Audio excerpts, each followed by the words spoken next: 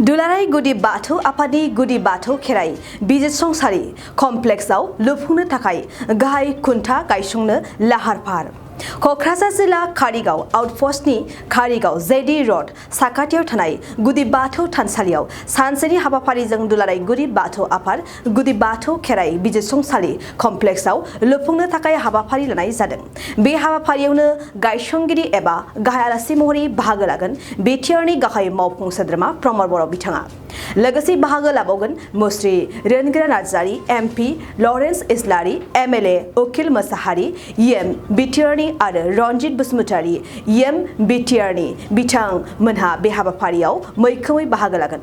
बेनिखायनो ओनसोलाव थानाय गासै बाथौ सिबियारि रायजो राजाफोरखौ गाबोननि जानो गोनां हाबाफारियाव बाहागो लाफैनो थाखाय दुलाराय गुदि बाथौ आफादनि लोगो गाहाय नेहाथारि मिस्टार मन'लाल बसुमतारिया बड'लेण्ड बुब्लि खौरांनि गेजेरजों फोरमायदों।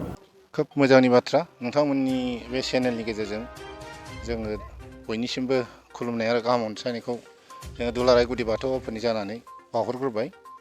जों मोनसे गिदिरथार हाबाफारि लादों गाबोनहाय जोङो दुलाराय गुदि बाथौ आफाद खेराइ बिजिरसंसालि हिसाबै बे कारिगावआव जोङो लुनो थाम-थिम खालामदों। बे थाम-थिम खालामनायाव जोंहा आलासि हिसाबै गाहाय आलासि हिसाबै खुन्थिया गायसनगिरि हिसाबै जोंहा जोंनिनो बिटिसिनिनो मानव गेदेर चिफ प्रमद बर' सारा फैगोन आरो बेजों लोगोसे जोंनिनो बे ओनसोलनि जेनाखि एमएलए बे ओनसोलाव जाय एमएलए गोग्लैयो बे एमएलए लरेन्स इस्लारि सारबो फैगोन आरो जोंहा सासे रायजो सभानि नायल' जाल' सासेल' एमपि दङ बिथां मानव गेदेर रेनगोरा नार्जारि बिथाङाबो फैगोन आरो लोगोसे जोंहा इएम सानै दङ बिथांमोनहानो जादों उकिल मोसाहारि बिथाङाबो फैगोन आरो लोगोसे रनजित बसुमतारि बिथाङा जोंनो फैनायनि खोथा होदों आरो थाम-थिम हिसाबै जोङो फ्राय जाजोब्बाय जोंनि थाम-थिमा जों खुन्थिया गायसननायनि जेनाखि हाबाफारि बे जाजोब्बाय।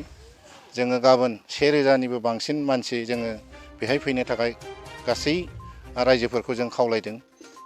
गासै जोंनि जिल्ला गौथुमनिफ्राय हाजोबाबाबो बे ओनसोलनि क'क्राझार जिल्लानि चिरां जिल्लानि आरो गसाइगावनि आरो गुबुन गुबुन जिल्ला गौथुमनिफ्रायबो फैगोन दुलाराय गुदि बाथौ आफादनिफ्राय बे हाबाफारिखौ जोङो एकदम मोजाङैनो बानायनायनि गेजेरजों जोंनि जिनाखि थांखि गिदिरथार मोनसे थांखि लादों जोङो बे जायगायाव बिजिरसंसालि खेराइनिबो गारजानिबो बा जोंनि गोदो गोदायनि बर' हारिनि जेनाखि जोंनि फुजिनाय खुलुमनाय सिबिनाय खेराइ गारजा गासैखौनो जोङो बेहाय खालामनाय जागोन।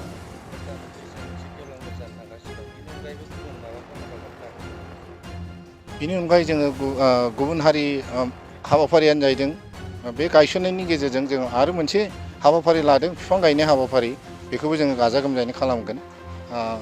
जि आलासि फैदों बिथांमोनखौ जोङो गायहोगोन आरो जोंनि आफादनिफ्राय जि दङ जेनेबा गागि आफाद दुलाराय गुदि बाथौ आफादनि आफादगिरि नेहाथारि लाइमोन आफादनि आफादगिरि नेहाथारि आरो लोगोसे माइनाव आफादनि आफादगिरि नेहाथारि बिथांमोनखौबो जोङो गायहोनाय जागोन। बिफां गायनाय हाबाफारिखौ जों लानाय जादों। गामि ओनसोलाव थानाय जे बाथौ सिबियारि साफ्रोम रायजो राजाफोरखौ खावलायहरनानै दं नामा गाबोननि जे जानो थांगासिनो दं हाबाफारि खावलायनायाथ' जोङो खावलायखानांगोन जिहेतु जोंनिनो गुदि बाथौ धोरोमनिनो मोनसे गिदिरथार हाबाफारि जाबाय बे हाबाफारियाव जाहाथे बयबो लैहोर लैहोर फैगोन आरो फैनायनि गेजेरजों जोंनि गाहाय आलासि बिटिआरनि जेना मोनसे गिदिरथार हाबाफारि जाबाय बे हाबाफारियाव जाहाथे बयबो लैहोर लैहोर फैगोन आरो फैनायनि गेजेरजों जोंनि गाहाय आलासि बिटिआरनि जेनाखि चिफ मानव गेदेर प्रमद बर' बिथाङा फैगोन जिहेतु जों बिथांखौबो सनमान होनानै जोंनि जेनाखि गिदिरथार थांखि बेखौबो सनमान होनानै गासै रायजो राजा बिथांमोनखौहाय आङो दिनैनि बे नोंथांमोननि चेनेलनि गेजेरजों खावलायो। বাইক চালকৰ বাবে সুখবৰ। কোকৰাঝাৰৰ জিডি ৰোডৰ এক্সিছ বেংকৰ কাষত দাওহাৰু অটো এজেন্সিয়ে দিছে ভাল খবৰ। দাওহাৰু অটো এজেন্সিত উপলব্ধ ধামাকা স্পেচিয়েল অফাৰ। অতি কম খৰচত বাজাজৰ কেইবাটাও মডেলৰ বাইক ফাইনেন্সত লাভ কৰিব দাওহাৰু অটো এজেন্সিত। বাইক লোৱাৰ সপোন পূৰণ কৰাৰ সুবৰ্ণ সুযোগ লাভ কৰিব দাওহাৰু অটো এজেন্সিত।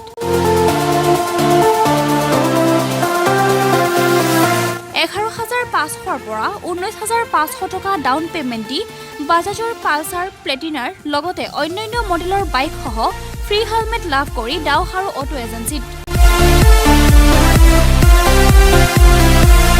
কম মূল্যত বাজাজ ফাইনেন্স লিমিটেড নতুবা এক্সিছ বেংক লিমিটেডৰ অধীনত ফাইনেন্সৰ সুবিধা লাভ কৰিব কেৱল এটা ফটো পান কাৰ্ড আধাৰ কাৰ্ড ভোটাৰ আইডি আৰু বৈদ্যুতিক বিলেৰে সুবিধা লাভ কৰিব পাৰিব